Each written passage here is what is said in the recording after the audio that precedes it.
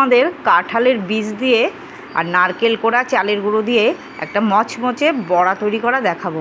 দেখো কাঁঠালের বীজ ধুয়ে আমি ভালো করে পরিষ্কার করে নিয়েছি যতটা পেরেছি। এইবার এর মধ্যে আমি কাঁচা লঙ্কা দিয়ে দেবো আর দেবো এই দেখো এই চালের গুঁড়ো। এই চালের গুঁড়ো হলো যখন শীতকালে পিঠে করেছিলাম চালের আগাগুলো চেলে চেলে রেখে দিয়েছিলাম, মানে গুঁড়োটা নিয়েছিলাম আর যেগুলো বাছর ছিল কোটো ভরে রেখে দিয়েছিলাম বড়া খাওয়ার জন্য। আর তার মধ্যে আমি না নারকেল কোড়া দিয়ে দিলাম। এইবার এটা অল্প একটু জল দিয়ে পিষবো। আমি আগে একটু করে নিই, তারপর জল দেবো। এই দেখো দিয়ে ভালো করে একটা মণ্ড তৈরি করব। এইবার এই দেখো তার মধ্যে লবণ দিলাম, পরিমাণ মতো হলুদ দিলাম, দিয়ে এটা ভালো করে হাত দিয়ে মেখে নিতে হবে। নিয়ে বড়া ভাজতে হবে। এই বড়া গরম ভাতের সাথে ডালের সাথে খুব ভালো লাগে, শুধুও খাওয়া যায়।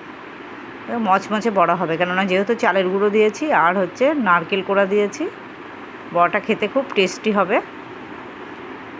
দেখো ভালো করে চটকে ভালো করে মিশিয়ে মেখে নিয়েছি হাত দিয়ে।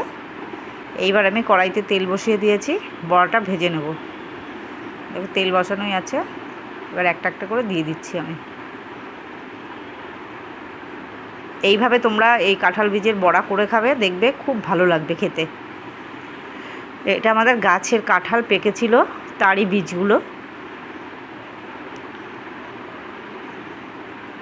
প্রচুর বীজ হয়েছিল একটা গাছ কাঁঠালে, তাই এক এক দিন এক এক রকম করে খাচ্ছি। দেখো বড়াগুলো আমি লাল লাল করে উল্টে পাল্টে ভেজে নিয়েছি। এরকম করে ভেজে নেবে তোমরা গরম ভাতের সাথে খেতে খুব ভালো লাগবে, আর শুধু স্ন্যাক্স হিসাবেও খেতে পারো তোমরা। এই দেখো তুলে নিলাম,